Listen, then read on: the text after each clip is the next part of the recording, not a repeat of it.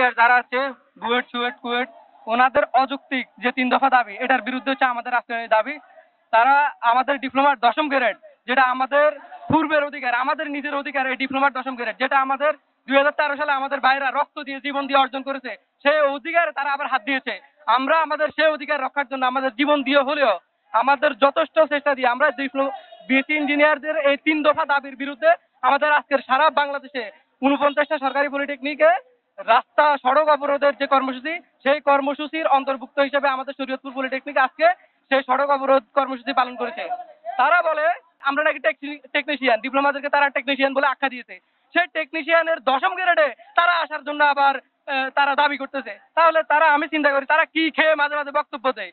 কি খেয়ে তারা ঘুম থেকে উঠে বক্তব্য দেয়, না ঘুমাতে যাওয়ার আগে বক্তব্য দেয়? ডিপ্লোমাদেরকে টেকনিশিয়ান তুলনা করে, ডিপ্লোমাদেরকে বলে যে কি এসএসসি পাস করে তারা বিএসসির লেভেল চাইতেছে, আমাদের কোনো কোয়ালিটি নেই, আমরা নাকি ডিব্বা।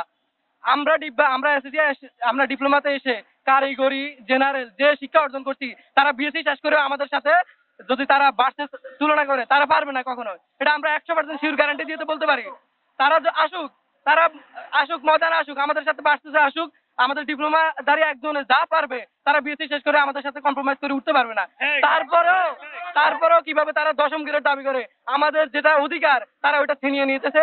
এই অধিকারের রক্ষার্থে আমরা সারা বাংলাদেশের 49টা পলিটেকনিক আমরা আজকে সড়ক অবরোধের কর্মসূচি রাখছি, এবং সেই কর্মসূচির আওতায় আমাদের শরীয়তপুর পলিটেকনিকও এই কর্মসূচির অন্তর্ভুক্ত হয়েছে।